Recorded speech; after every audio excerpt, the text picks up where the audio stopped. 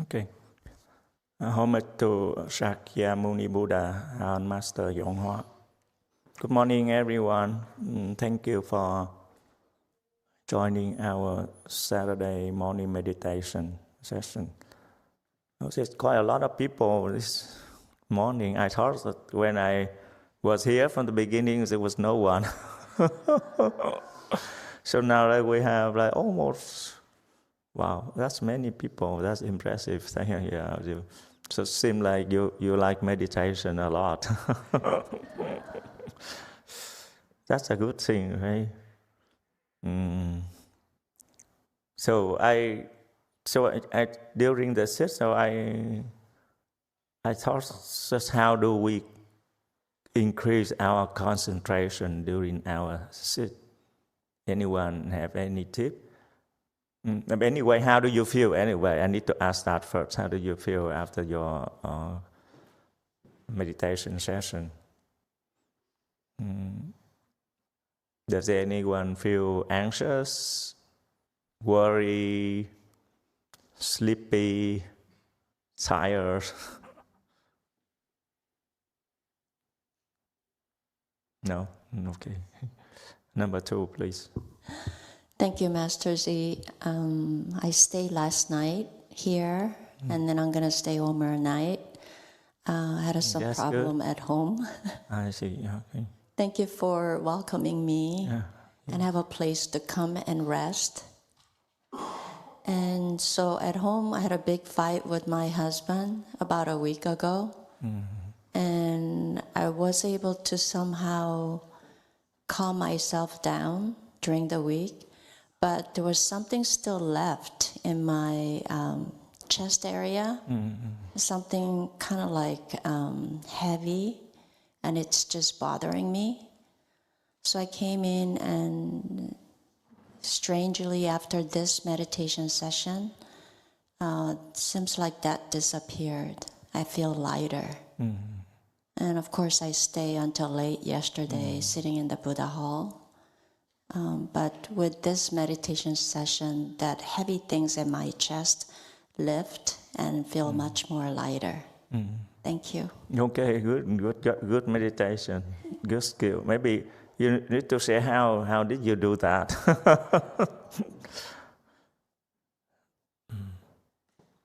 Okay, DTT, please.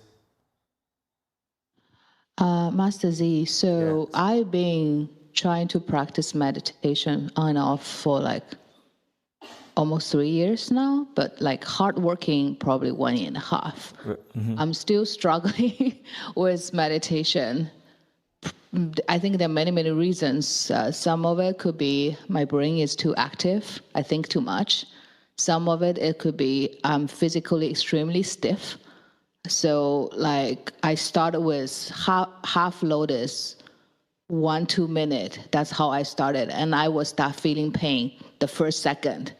I still it's a little bit like that. So meditation has never been peaceful or recharging or energizing for me for the past however long I have been practicing it. Recently, I started engage one-on-one assisted stretching. I've been stretching on my own, but I'm probably just way too stiff. And so whatever I do at home, it's not sufficient enough to get me into full lotus. So recently I started engaging one-on-one assistant stretching. Think about those trainer at a gym, right? Towards the end, they will be helping you, pushing you, assisting you. And I will be doing just one-on-one for 50 minutes per session. They will be stretching. And I realized, wow, there's so many parts of my body that I wasn't stretching when I was doing it on my own. There's so many small muscles that need stretch. And anyway, it really helped me get into full lotus. I'm sitting in full lotus right now. I'm very proud of myself. Good. Congratulations. And it helped me start to really,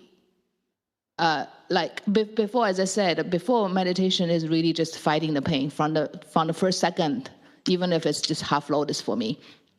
And right now, in the recent months, I sometimes start to be able to get into a more peaceful state, and the pain becomes more manageable, and it becomes slightly easier for me to get into full lotus, even though it's not always.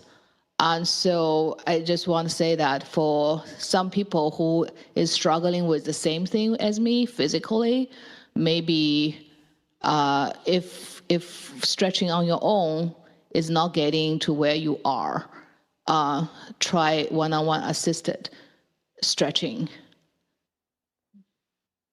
There's a company doing that, and it's franchised across the country.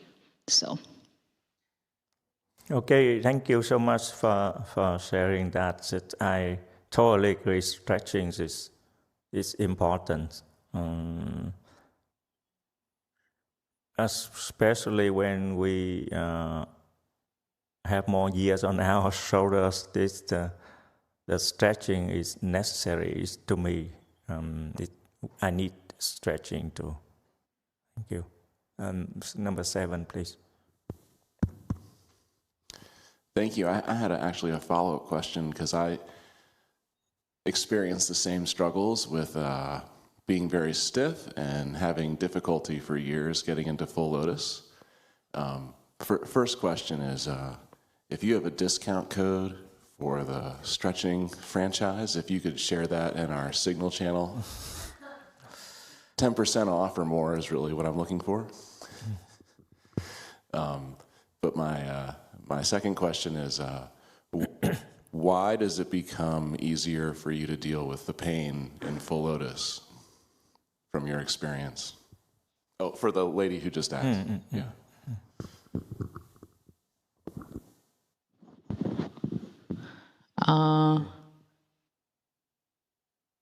But because before, I think it's just too hard. I'm just so stiff. I'm probably like 80 years old body, just like so stiff. And the pain, like I only have a little bit samadhi, and the pain is way above my samadhi level that I can handle. So after the stretching, some part of my body, becomes more flexible. So the pain becomes slightly more manageable for my samadhi level. And so it's easier for me to feel the bliss and the peace that you guys have been talking about for years. I'm like, I always have the opposite experience. I guess I just made it more manageable for my level. I don't know if it's actually encouraged to do so, but I wasn't getting to follow this much. So I figured I would try stretching more. It doesn't hurt my health anyway, and plus it helps my full lotus. As a side effect, my full lotus becomes, or even half lotus becomes more manageable and less painful and more peaceful. I figure that's what it is, but there could be other reasons I don't see. Yeah, I see by my observation, I see that you surely you have the better chi flow. That's what I feel. So each the energy is fresher. Yes, and I want to say gardening for the temple helped me with my chi flow, because I'm not physical at all. I don't exercise at all. But our garden, I like working there since it's helping the temple. And every time I walk there, I sweat, and then I actually feel more energized. So that helps my chi flow as well. So there are multiple things that's helping and improving my health and physical condition, and all goes into improving my sitting. So, yeah. Yeah, good. Thank you. That's good strategy, I believe. Yeah, that you work on the resting, and stretching, and yes, good job, sorry. Hùng, anything you want to say, Hùng? Okay, number 7, please. Thank you, Shirley, for sharing. I just wanted to share that as a fellow professional in media entertainment and content creation, I got very stiff over the years, doing a lot of sitting for work for long hours, and something that's helped me recently get into half lotus quicker, even as recently as this week, is every morning I'm starting to do squats, and like deep knee bends is part of my very first thing I do when I wake up. My wife's laughing because she heard me doing that the first 2 days. She's like, "Are you in pain? Are you okay?" And like it definitely hurts, but it's helped me with the stretching like you're sharing. So I just wanted to share that with you too. Yeah, I think with professional help would be better because they know the move, the stretch that touch the parts of our body and they know how to not to put too much pressure and can cause a physical damage. I think that the professional help will be better. Yeah. Thank you for sharing, Peter. Home, anything you want to say? I lost my thought. Okay, sorry about that. That's my bad.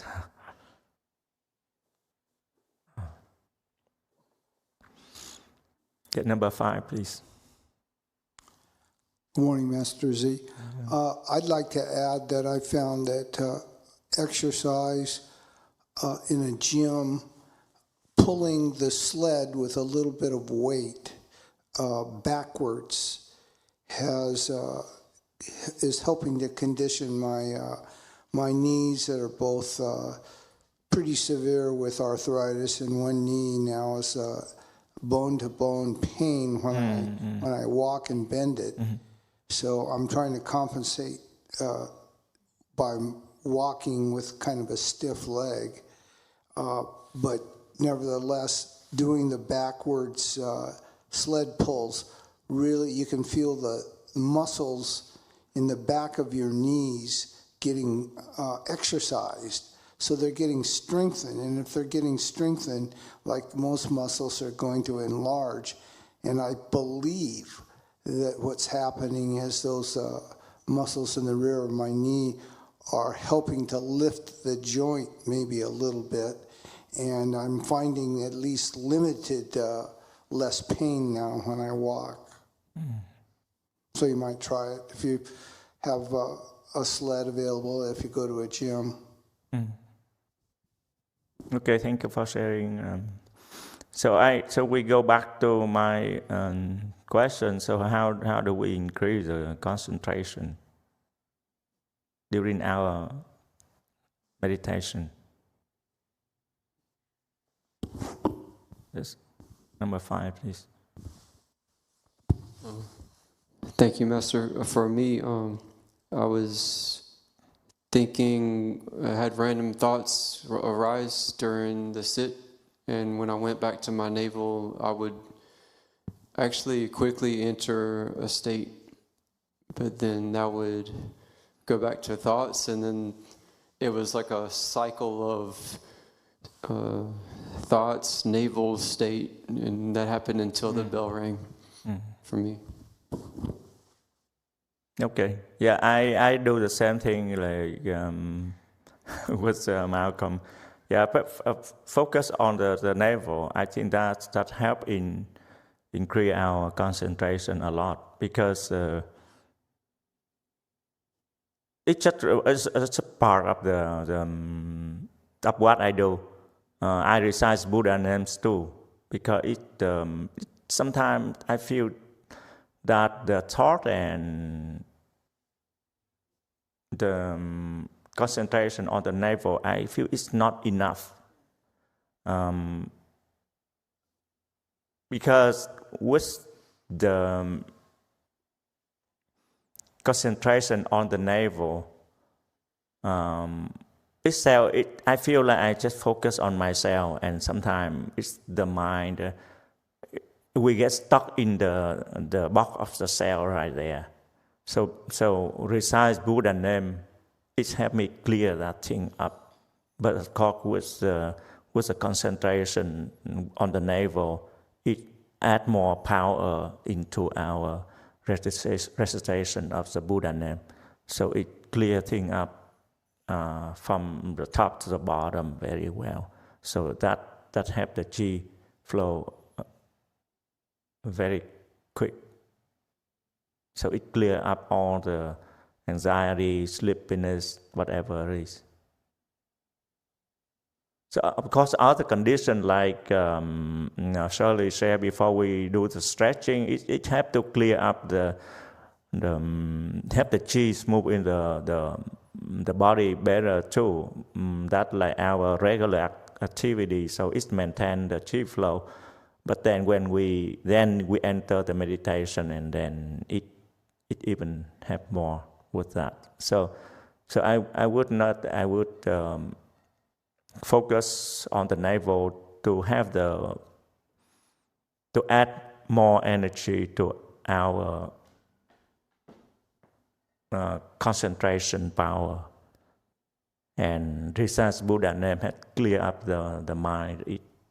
So it clear up from the bottom to top. That's what I would do. Yeah, DGT, please. Yes, Master Z, I was doing recently just that. Master was teaching us doing the Guanyin Qi in Korea that recite Guanyin Bodhisattva's name, and there's this Dharma door of Miao Yin, Hai Chao Yin, Fan Yin, Hai Chao Yin, right? So actually, when I'm reciting Guanyin Bodhisattva from my belly, navel, I can feel the wave. The wave will actually like go all over my body towards the top of my head. I can actually feel my teeth and my entire head is like shaking a little bit. Probably not shaking, but the sound is like vibrating in my entire body. And when out of curiosity, I was switching to other Buddha name, the wave stops. And so it's a different vibration. It's like lower and stronger with other Buddha's name.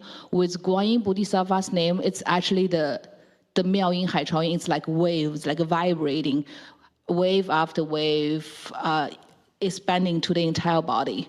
So that was very interesting to me that, wow, this is what the Dharma door is talking about. Were you... It helps me concentrate. Oh, I see.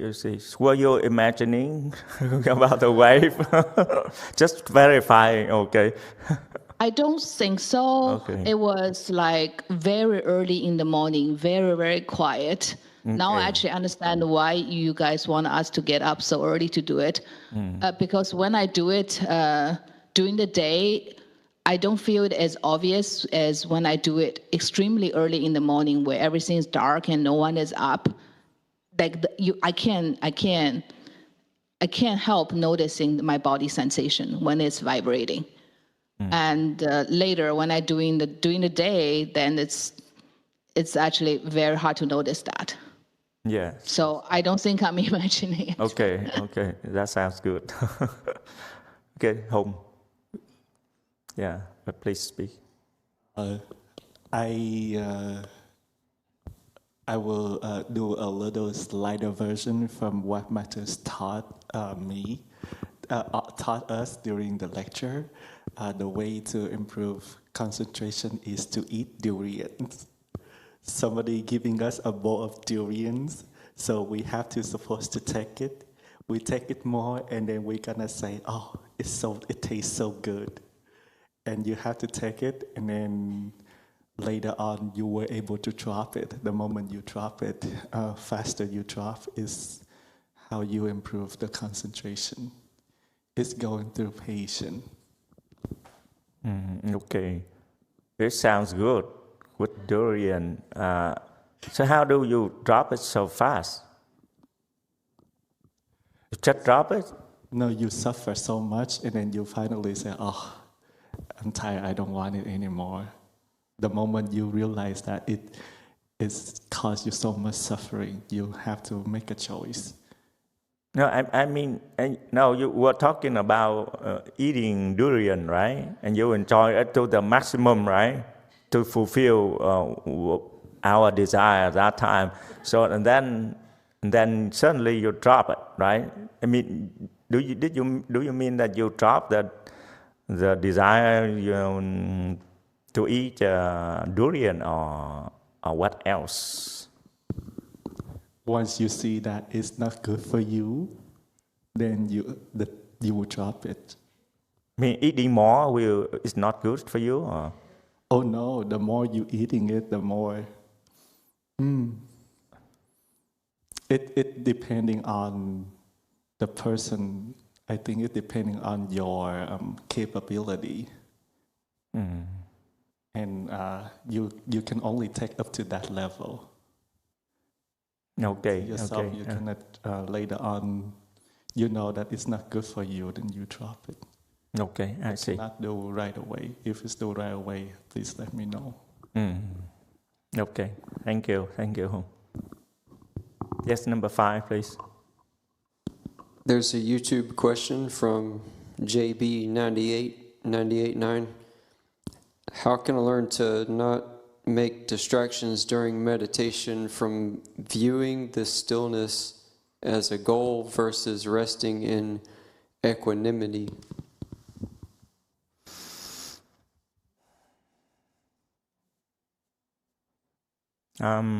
Anyone have any idea about that? Okay, number 7, please. In my experience, I think it's a really good question. Yes.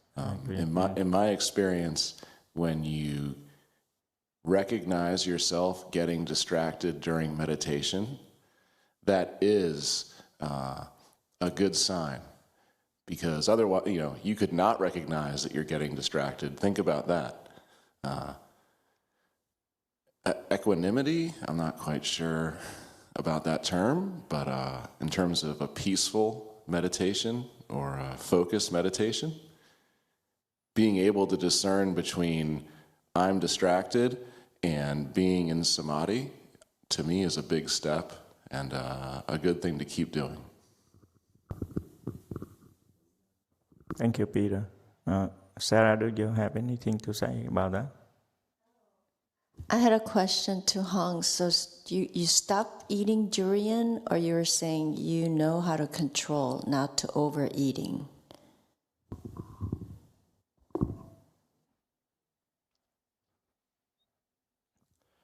There's time that you will explode, but try not to. So the moment that you know you reach the maximum, run. And then you keep at it, you come back. But that's your goal. You see, this is where your breaking point is. You know your limitation and try to improve upon it, taking more and more. Does it? This makes sense to you, Sarah? I think only for those suffer a lot eating too much know that. But I do because I suffer from that too. So I know, okay, that's enough. It's gonna hurt if I eat more. So I stop. Maybe Sarah is not that strong desire. So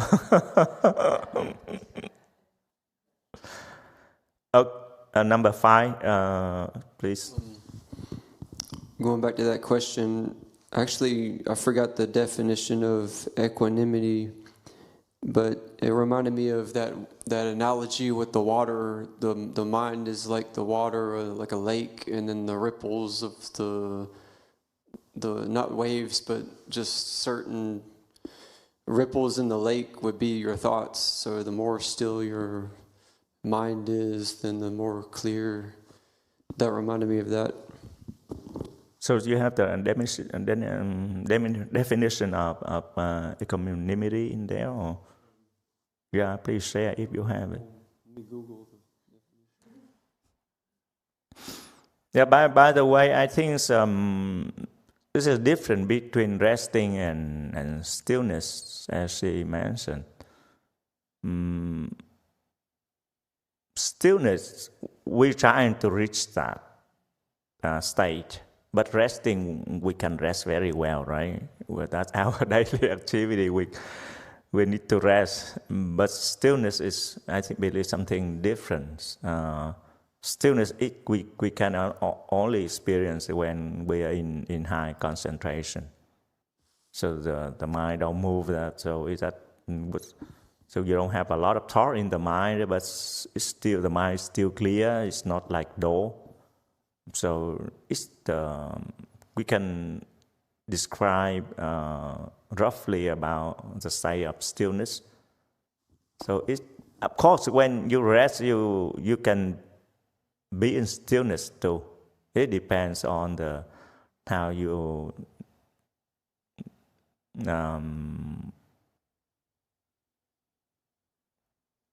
arrange your time and do the work, and when you after maybe a long time of work, then you're tired, but then the mind is still fresh. It can happen.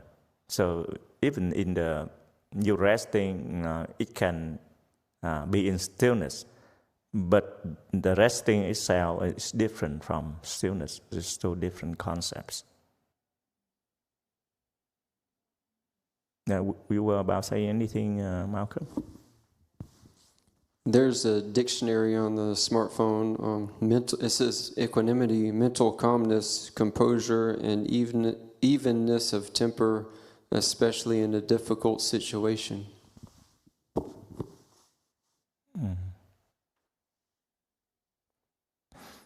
Okay, thank you. I'm not sure I answered the question of the person. So we go back to when we focus on the navel, and so we have more chi. I think that way we can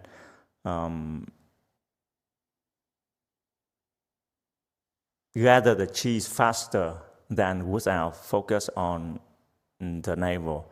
So with that kind of concentration on the navel, then you're able to withstand the pressure of the mind. You have the strength to withstand it. Otherwise, you will be distracted by the pressure.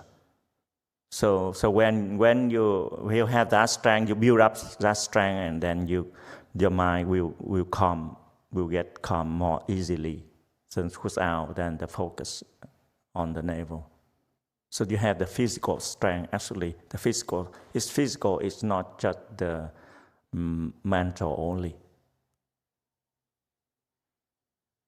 Peter, anything to say? Number 7, please. Thank you, Master Z. Just for my stupid Western mind, the reason focusing on the navel increases your strength, please correct me if I'm wrong, but as I've learned, the navel is where your dianten is located.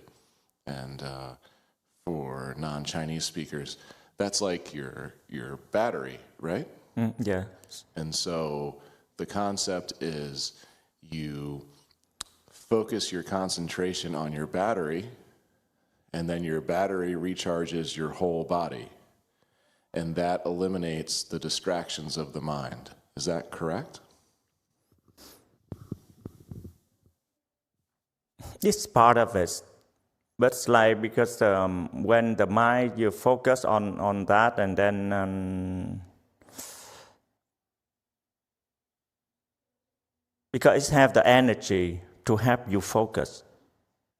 Without paying attention to the navel, you have less energy, because it's the battery right there. So you have more energy to focus.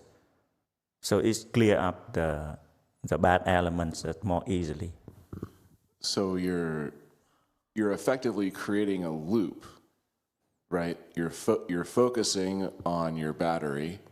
Your battery is recharging you, and you're taking that recharged energy and refocusing it on your battery to keep recharging you. Yeah. Yes. Yes, something like that.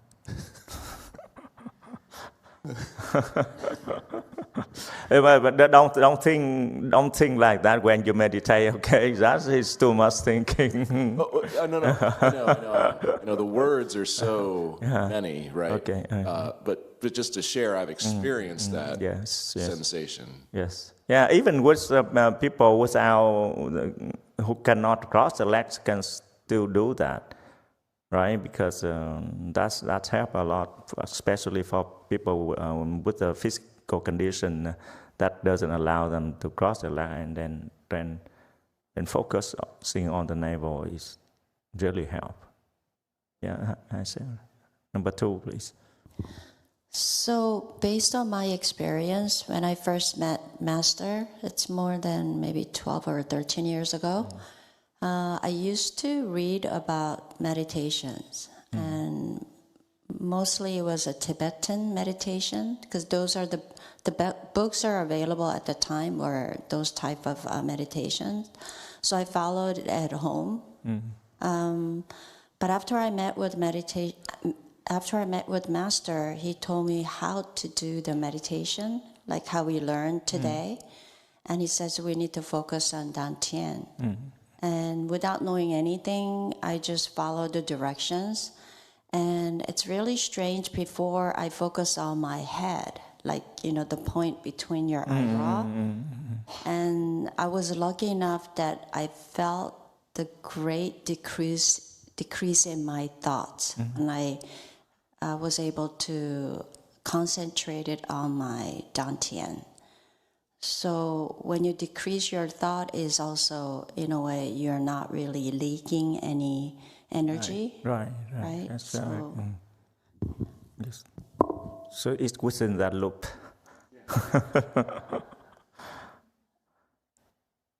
Number 7, please. So recently, Master taught us the Kuan Yin Dharma door, and so to me, there were 2 ways to do about it. To run away from that, to recharge. One is to focus on your Dantian, like Master Z taught. The second one is go back to the hearing. So when the external that come at us, like people are giving us a bowl of caca, and when that happens, sometimes we will forget about it, and there's a tolerance that we were able just to bear. But if we can, now we know 2 ways. One is go to your navel, trying to go back inside, close the door, so they cannot come in. We will fail, but then one day, when gradually it will help us at least reduce the effect of it. Second is to go back to the hearing, like recite Guan Yin inside. If we're strong enough, then we will be able to conquer only this point. And we can just at least to stop our mind from the pain that was done to us. And then later on, we can discover what triggers that for us to react such a way. And for me, there was specific situation that when the anger arises, I know when I trace it back, I was able to see it come from my jealousy. And I can only stop at my jealousy. But lucky for me, that Master pointed out one more step is because of the greed and love. But I wasn't able to see that back yet. But I only see the anger is from my jealousy come about. Yeah, thank you, Hùng. It's deep. But I think you can combine 2 things together, like go back to the hearing and the navel. So you don't have to go to a room and cross your leg and focus your navel. You can focus on your navel at that time.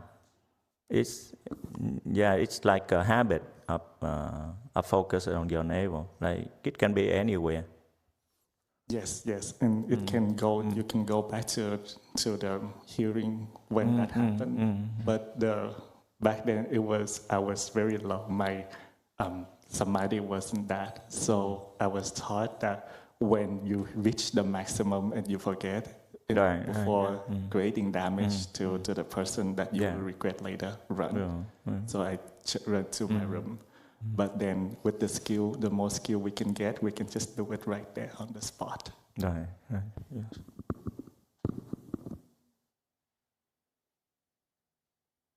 Okay, anyone else have any comments about that or any different thoughts? If not, I think we can go back to the question Shirley asked in the last week about the Sở Diễn Bộ Biên Sở Yuan. I didn't, because I have Master have some lecture like in years 2018. His lecture on the guiding principle. Maybe you can look up on YouTube. But then maybe we can share an instance of Master XianZhi life about that principle applied to his life, so we can understand more a little bit about that, because that is the foundation of our practice. It actually it's related to the three sentences before that sentence, like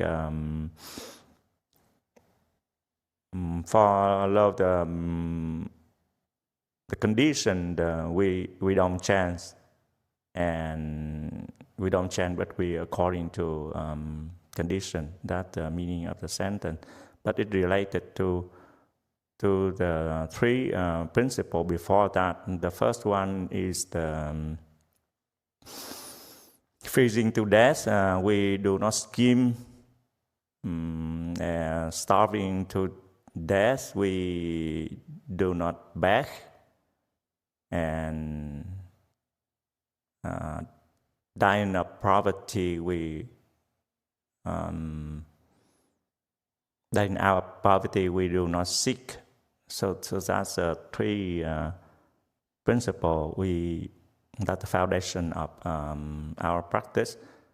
So I remember like the second one, like starving to death, we do not beg. That I think when Master XianZhi, when she first came to the U.S., he doesn't have any one to support his practice. So I remember so no food to eat at that time. So he stayed in a car, and I think he had to start about at least a week or 8 days or 9 days. But he found that if no one offer food to him, and then he don't go humble to look for to receive the offering from people. He just stay in the cave and ready to starve himself to death. So that is the condition. Condition is no one offer food to him. So he according to a condition, but he doesn't go look for food, go humble, because the tradition of Buddhism is as among the Buddha taught us the monks to go humble to receive food, right? But then Master XianZhi didn't go, because that has a principle he followed. So he doesn't chant. He didn't chant his mind. He continue to starve himself. So you see two sides. The first side is the condition is no one offer food, but then his mind doesn't chant. So I think that the first side of the sentence. according to condition, but we don't change. So then later, I think somehow the condition changed, that there a person who is suffering from sickness, but then that person got a tip from maybe a heavenly being or someone, so they know, that person know that Master XianZhi stay in that cave and will be able to help cure the sickness of that person. So that person came to the cave, and Master XianZhi agreed to heal that person. So then after the healing, and then that person starts to offer the food for Master XianZhi. So I think after that 9 days, and he set the food to survive. So then you can see that he decide not to beg, but then a different condition come. So it allow him to help people, and then they offer the food. So because but even though he decides not to beg, but he, according to the condition that someone else come and ask for his help, and then he did that, so he accord to the condition. So that would be, I think, an example of according to condition, but does not change, but according to the condition. So to me, it's two different levels of practice. The first part is more easier than the second part, because how do we keep ourselves unchanged when we follow the condition? I think that's a more difficult thing to do. I hope that help answer Shirley's question.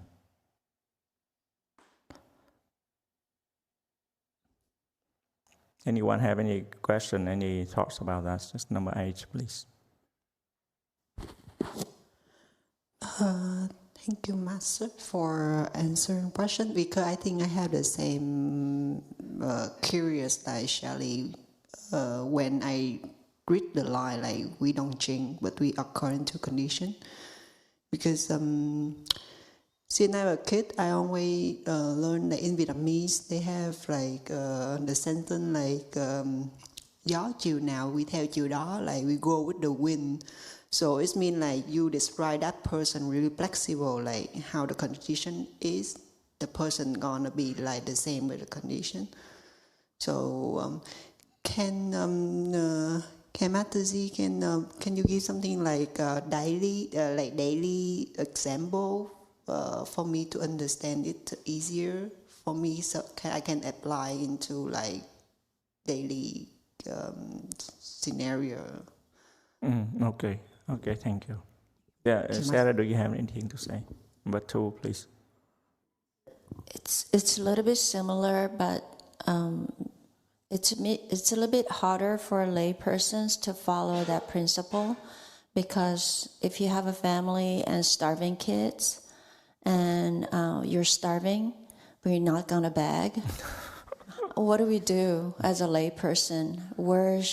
How do we follow these principles?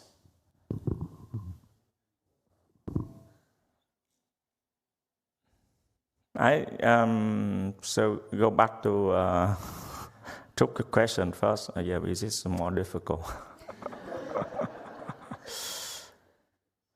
I think the Vietnamese saying that it has a different meaning. It means they just follow by the direction of the wind. That's the meaning of that sentence. But to me, what I learned is kind of an opportunist, a person who take the opportunity. Is more like take any chance to benefit yourself. That's different meaning from the teaching of Master XianZhi. So I think we wouldn't use that sentence with that meaning to take any chances to benefit yourself. It's like it's climbing on condition, like from the first sentence. Yeah, we take advantage of when it comes to us to benefit ourselves. That's not was not our practice. So, but how do you apply that principle to your daily? Can you give an example of what is feel that's difficult for you to follow, like precepts, or because we stick to one thing, right? Because one of our practice is maybe precept or meditation or something like you feel like it's difficult for you to apply.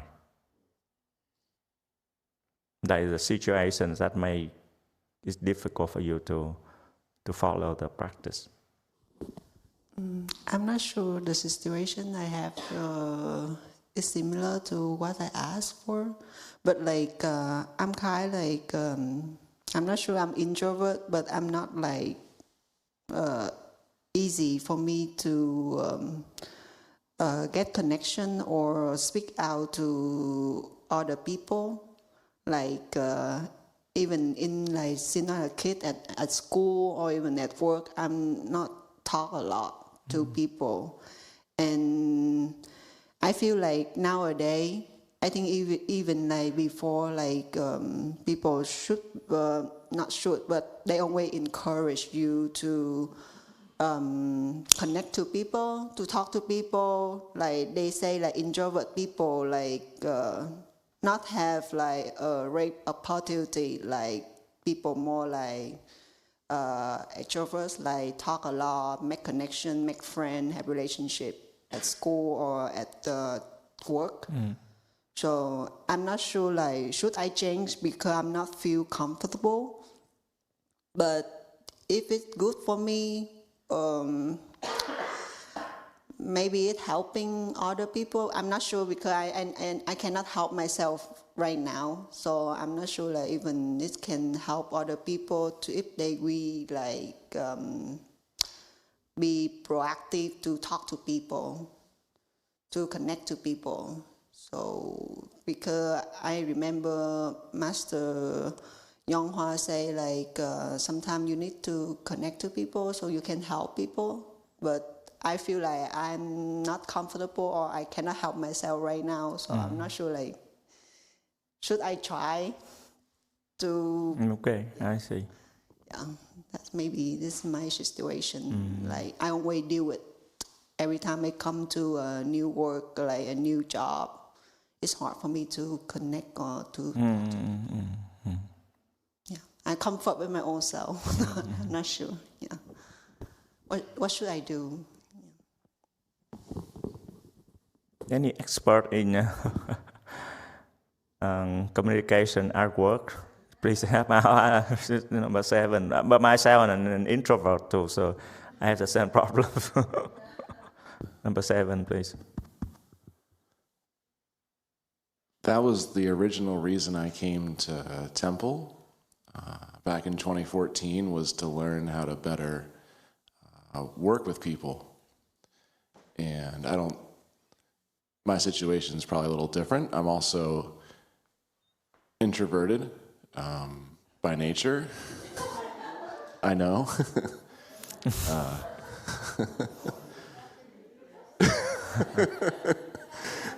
And I can see Jeannie doesn't agree, but we don't agree. And I think the disagreement is a example of how far I've come from being introverted. So what I would suggest based on my experience is finding a calm place for yourself in the workplace, so that when people interact with you, you are comfortable within yourself and you can provide them with a positive interaction. because when I was uncomfortable with myself as an introvert by nature, and they interacted with me, they would come away with that uncomfortableness, and that didn't help me with my work. So cultivating has helped me find a calmness that over the years people have given me feedback that they find themselves being calm when they're around me, and that helps with the work. So I just wanted to share that I think if you find a calm place within yourself and work and give people the opportunity to join you there on their own terms, that's a good thing. Yes. Yes, and home, please. Number 7. I just have a question follow with Sarah.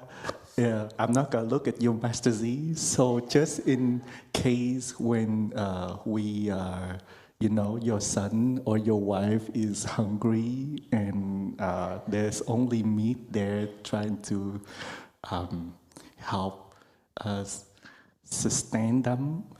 We know, of course, I know, of course, you yourself dying of hunger, you would not eat the meat or sacrifice a life to feed yourself. But what about your wife and your son when they are dying?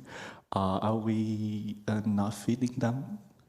Or are we just gonna let them die out of hunger? What should we do in that situation? Too many questions to address. Yeah, so I go back to Truk's question first, and I think it's you have to, even you are an introvert, but then if you have the confidence of yourself, and then if the opportunity bring let you communicate with others, so you can take the opportunity to help them. But then at least you have to build the confidence in yourself first before you can offer help, right? So without your confidence, then it's difficult to help others. Yeah, yes. I have comment for that.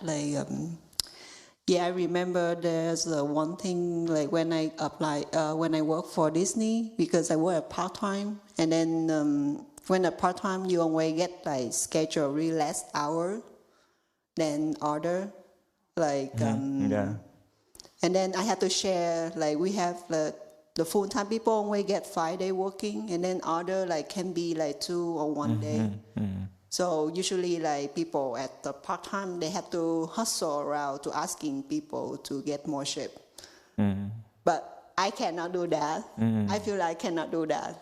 So I tell my husband, okay, please endure about the finance because I cannot do that. And I tell him it's hard for me to get into full time because with my condition, with the introvert thing, I cannot do the hustle.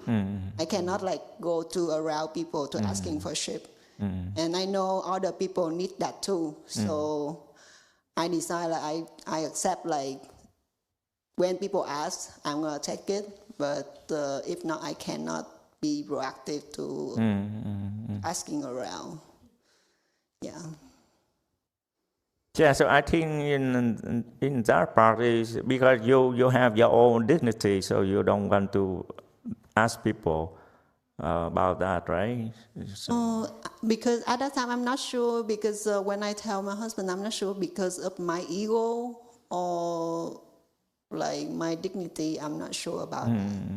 So I don't like to beg, so I decided, okay, I just tell people, okay, I need hour too. If you don't want some hours, you can give away to me, but I'm not gonna asking them every week, every 2 weeks the schedule coming out. I'm not gonna asking. Yeah, I think to a point, it's because you have to work to make money though. So if you It's a very personal choice.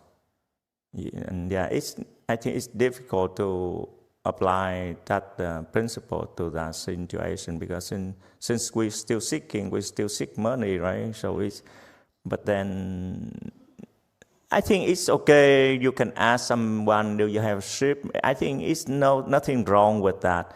But then, like home, you know where to stop. Like you stop eating the durian, and then it should not be a problem. I think there's some limit there. If you ask, but they feel that you pressure them to give the shift to you, and then it's too much, right? So, but then if someone they have a need to give up one shift, and then you ask, and then maybe you have more opportunity. I think to me that's okay too, because you didn't do anything wrong. Because you need money, so that's understandable. We have any question? Maybe Sarah first. She raised the microphone before. Yeah. I think when you work, you have to be a little bit more brave. And I'm introverted, believe it or not. And then my daughter is more introverted than I am. And so what happened is, just simple example, work is even worse, okay? But we're starting to playing pickleball in this new place. I don't know any of them, and my daughter a little bit know a few of them. So I went there and started playing. First day I went in, feel really uncomfortable. I just don't know what to do. With a lot of people are there, they're chatting, they're hanging out, and I'm sitting on the side, and then I just keep being away from them. And then my daughter came, goes, "Mom, go talk to them." And I was like, oh, okay, I'm gonna try. So I forced myself, and then, just, how are you? And just light conversation. And just, I studied little by little. Every time I go there, I try my best, go there and then just talk. Just anything. Oh, though it's really hot today. Something like that. And then I think you could slowly build a relationship. And I think that's very important in working environment because you work with them. So you have to be part of that group. So you just have to be keep doing it. But you don't have to do it all at once, just little by little.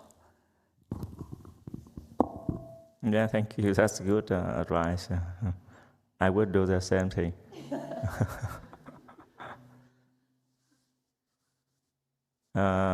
Peter, please. Peter, raise the microphone. Sir. Thank you. I also worked at Disney, and I understand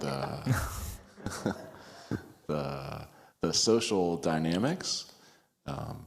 I would encourage you to look at your introvert aspect of your personality as an asset, because introverts have the most to share, but you have to be willing to share, and that's outside of our comfort zone. So if you can find a way to share something you like about somebody at work, like genuinely, people do like compliments. And you can just say, I like how you do this, or I really appreciate how you handled this situation. And that's not directly seeking more shifts, but it can help build your relationship with people incrementally over time, like Sarah suggested. So don't hide behind or use being an introvert as a shield or a crutch. It's a strength. Yeah, I agree with Peter. That we try to do, of course, it's good if we can have a good communication with other people, but then we have to have the confidence inside to do that. That is more important. And then because we do that to create a good working environment. It's not for our own self. So maybe in that kind of view, maybe will help you to have the motivation to do that more than just being extrovert, but for our own benefit. That's what I think. Okay, DTT comment, please. Very quickly, I'm also very introverted and very uncomfortable to go into, and just like Sarah's suggestion would be very hard for me to implement, like, hey, how are you, what's going on? But I try to use my strengths, meaning like you guys said, like introvert tend to like deeper thinker, right? So I might be just standing there listening to a bunch of people talking. I might not be necessarily even talking, but I'm really listening. And sometimes I will ask 1 or 2 questions because I'm good at thinking. So my questions sometimes will get them to think or realize more. So even if I only said 1 or 2 things during the 20 minutes conversation, they know I have been listening and they value my question. I'm playing my strengths. I'm participating in a way that I'm comfortable with. So that's how I deal with that.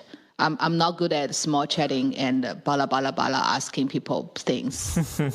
But that like just a different strategy to share for introverts to participate and add value to the conversation. Thank you. You Trúc have a lot of good tips today. Okay. Yes, Malcolm, anything to say? I was going to say something about the being social, and she mentioned pickleball, but I was talking about if you join bowling or hiking or something on that meetup, I'll join too, and we can all be friends and make some new friends. Okay, so we go, thank you, Malcolm. We go back to Sarah's question. Maybe it's, say it very quickly. To me, you're a blind person, you need to make money to support your family. Yeah, don't starve the family members. That's dangerous.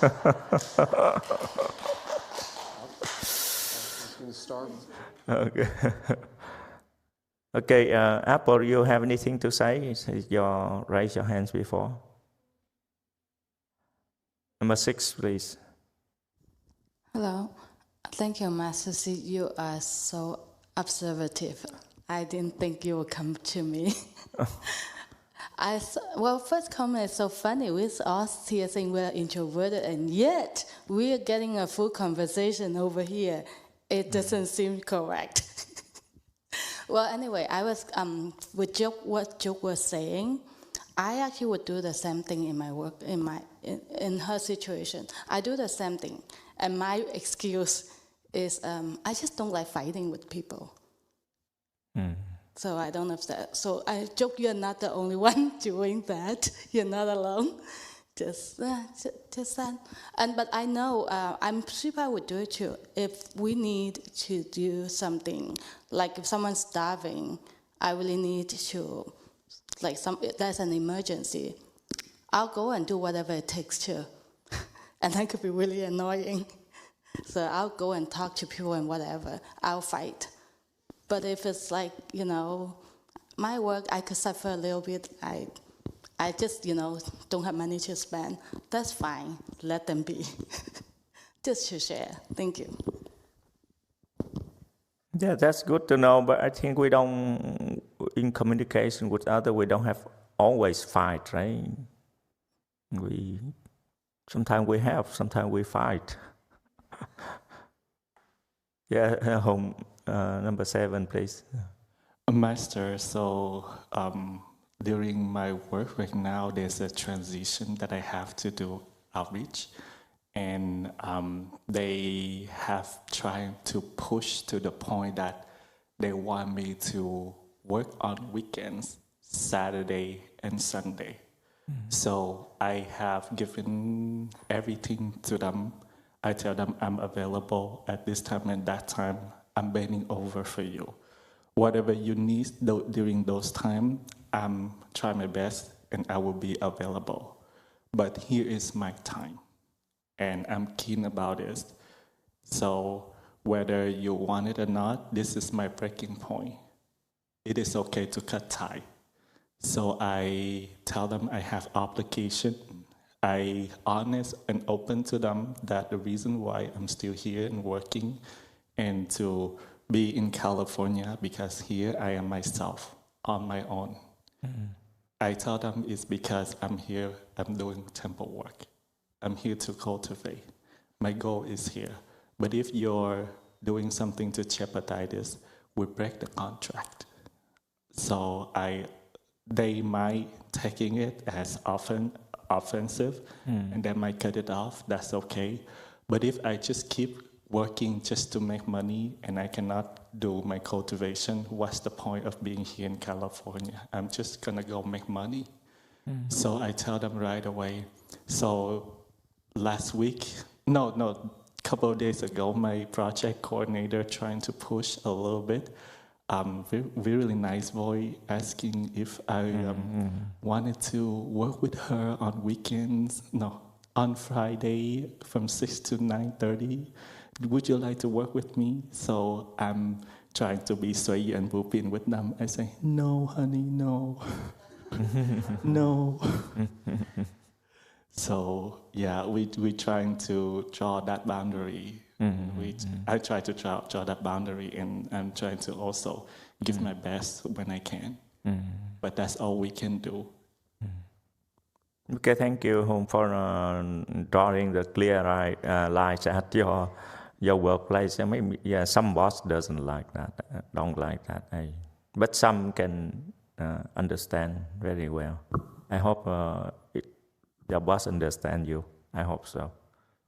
And in my mind, I say no to her, and then she was very sweet, and I was like, I telling myself, well, unless you're a man, I will reconsider. Other than that, no, honey, no.